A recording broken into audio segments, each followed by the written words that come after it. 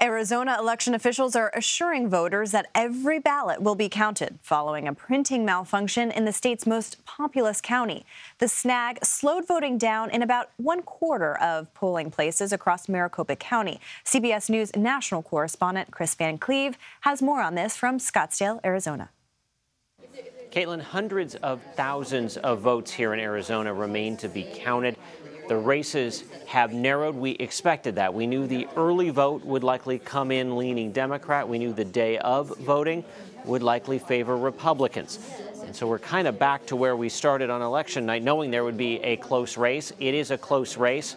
Ultimately, it will be decided by these remaining hundreds of thousands of votes. Here in Maricopa County, the most populous county in Arizona, it's the Phoenix metro area. Largely about 60% of all votes in Arizona come out of Maricopa County. We know there are roughly 400,000 ballots. Nearly all of them are what you might think of as late early voting.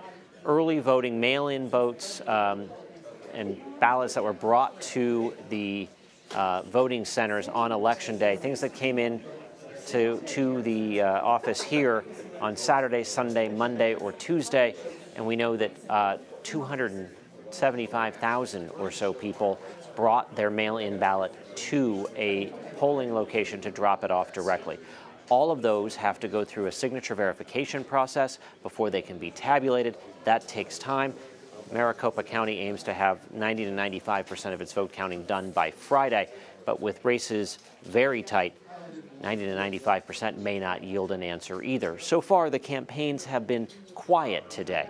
Kari Lake, the Republican candidate for governor, last night, she expressed concerns and criticized the election issues that happened here in Maricopa County, where there were technical issues with about 25% of the voting machines used at polling places.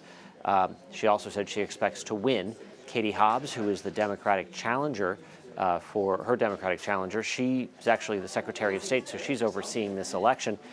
Hobbs said she felt good about the early vote count and urged patience for every vote to be counted.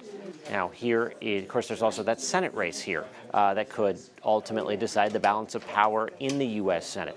Mark Kelly is clinging to a small lead, but again, there are so many votes outstanding, it's hard to know exactly where that lands as well. The Kelly camp felt pretty good about where they were. Today, Blake Masters tweeted they believe the votes are falling in their favor, particularly with so many of the ballots being returned on Election Day. Republicans are banking on those going in their favor.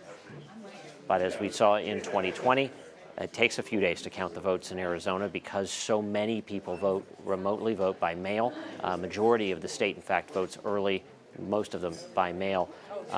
So it'll be a couple of days. The counting continues. It's been going on in the room behind us here all day long. We'll expect an update later this evening. Caitlin. All right, we will look forward to that. Kris Van Cleave, thank you.